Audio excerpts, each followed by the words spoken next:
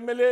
Good evening మల్లె యాదవ్ గారు, మీకు కూడా. ఇప్పుడు రైట్, అజ్జి గారు మీతోనే స్టార్ట్ చేస్తాను, ఎందుకంటే దీంట్లో ప్రధానంగా కేసు దర్యాప్తు, ఇట్లాంటి కేసులు మరీ ముఖ్యం, కొద్దిగా పెక్యులర్, అంటే మిగిలిన కొన్ని కేసులు ఒక రకంగానే, ఇది కొద్దిగా ఫోన్ ట్యాపింగ్, దీని వ్యవహారం, దీని ఆధారాలు, హార్డ్ డిస్క్లన్నీ ధ్వంసం చేశారు. ఈ కాంటెస్ట్లో ఒక విచారణ కొనసాగుతుంది, దానికి అనేక పేర్లు బయటకు వస్తున్నాయి, ఇది ఒక అంశం. రెండోది, ఇద్దరు విదేశాల్లో ఉన్నారు, వాళ్ళని రప్పించాలంటే ప్రభుత్వం కూడా చాలా విశ్వ ప్రయత్నాలు చేస్తున్నట్టుగా కనపడుతుంది, వాళ్ళు రాలా.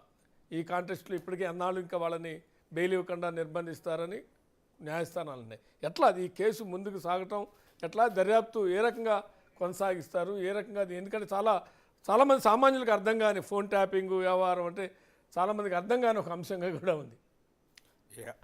ఫోన్ ట్యాపింగ్ అని మీరు రెఫర్ చేస్తున్నటువంటిది నా కలీగ్స్ అయినటువంటి ప్రభాకర్ రావు గారిని తెలంగాణ రాష్ట్రంలో ఎన్నికల ముందు వర్క్ చేశారనే ఆరోపణల మీద తిరుపతిన్న అనదర్ పోలీస్ ఆఫీసర్ ఈ మధ్యన సుప్రీంకోర్టు వారి బెయిల్ సందర్భంలో మీరు అడుగుతున్నారు. బేసిక్గా ప్రభాకర్ రావు గారు ప్రస్తుతం అమెరికాలో ఉన్నారు. ఒక్క నిమిషం చెప్తున్నారు, చట్టం ఏం చెప్తుంటే లీగల్గా నాన్ లీగల్గా కొన్ని ఛాలెంజెస్ ఉన్నాయి. లీగల్గా ఏమిటంటే మనకి ఎక్స్ట్రడిషన్ ట్రీటీ ఉంది, MLAT మ్యూచువలీ లా అసిస్టెన్స్ ట్రీటీ ఉంది, రెసిప్రాసిటీ బైలాటరల్ కన్వెన్షన్స్ ఉన్నాయి. ఈ మూడు ప్రకారమే అంతర్జాతీయ స్థాయిలో ఒక దేశ నేరస్తులు ఇంకొక దేశంలో ఉంటే తీసుకొస్తారు.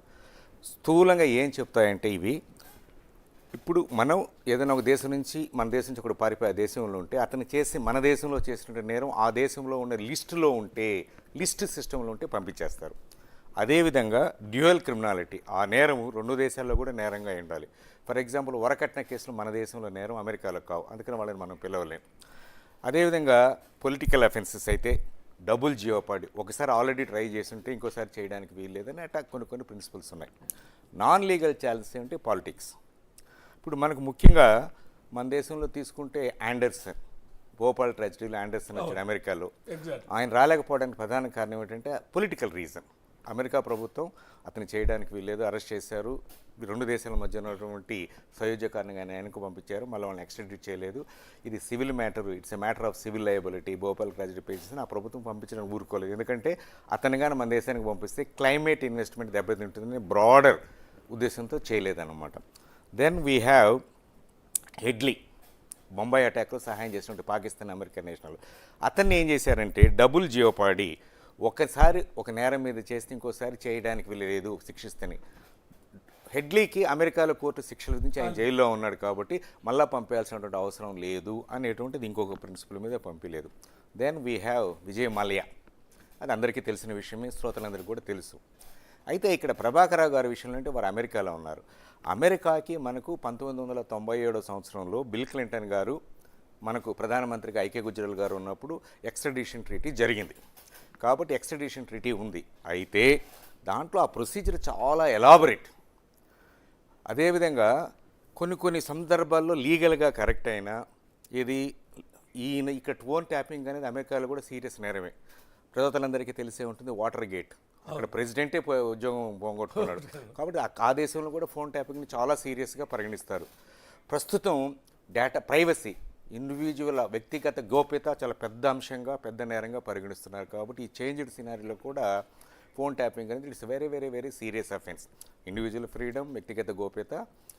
అప్పట్లో నిక్సన్ కూడా ఒక ప్రెసిడెంటే ఉద్యోగాన్ని పోగొట్టుకున్నాడు. కాబట్టి అమెరికాలో కూడా అది అంశమే, లీగల్గా అది పర్వాలేదు. అయితే ఇప్పుడు ప్రభాకర్ రావు గారిని ఎందుకు తీసుకురాలేకపోతున్నానంటే కొన్ని కారణాలు కనిపిస్తున్నాయి నాకు.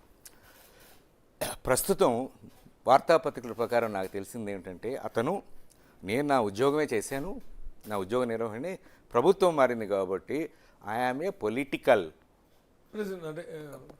అప్రెసర్, నేను రాజకీయ బాధితుని అని అంటున్నారు వారు, పేపర్లో నేను చదివిన ప్రకారం. అదేవిధంగా కొన్నిసార్లు ఈ నాన్ లీగల్గా అన్నీ సాటిస్ఫై అయినా కూడా కొన్నిసార్లు ఏం చేస్తారంటే భారతదేశంలో prisons బాగలేవు, Vijay Malya extradition delay కావడానికి కారణం అదే, అక్కడ జైలేదు, నన్ను ఆర్థర్ రోడ్ జైల్లో పెడతారు, అది బాగలేదంటే ప్రభుత్వం ఏం చేసిందంటే బ్రిటిష్ కోర్టు మన వీడియో తీసి పంపినారు జైలు కండిషన్స్ అని అనిందనమాట. మాన్యువల్ అని తెప్పించుకొని చదువుతుంది ఒకసారి పంజాబ్లో. అదేవిధంగా హ్యూమన్ రైట్స్ వైలేషన్స్, ఇవన్నీ దృష్టిలో పెట్టుకుంటే లీగల్ నాన్ లీగల్ ఛాలెంజెస్ను పెట్టుకొని చేస్తారు. ఇదంతా అయినాక కూడా లీగల్గా అన్ని సక్రమంగా కూడా నాన్ లీగల్ ఛాలెంజెస్ అనేటువంటి ఉన్నాయన్నమాట. కాబట్టి అమెరికా ప్రభుత్వం ఈ విషయంలో ఏం చేస్తుందనేది వేరే విషయం.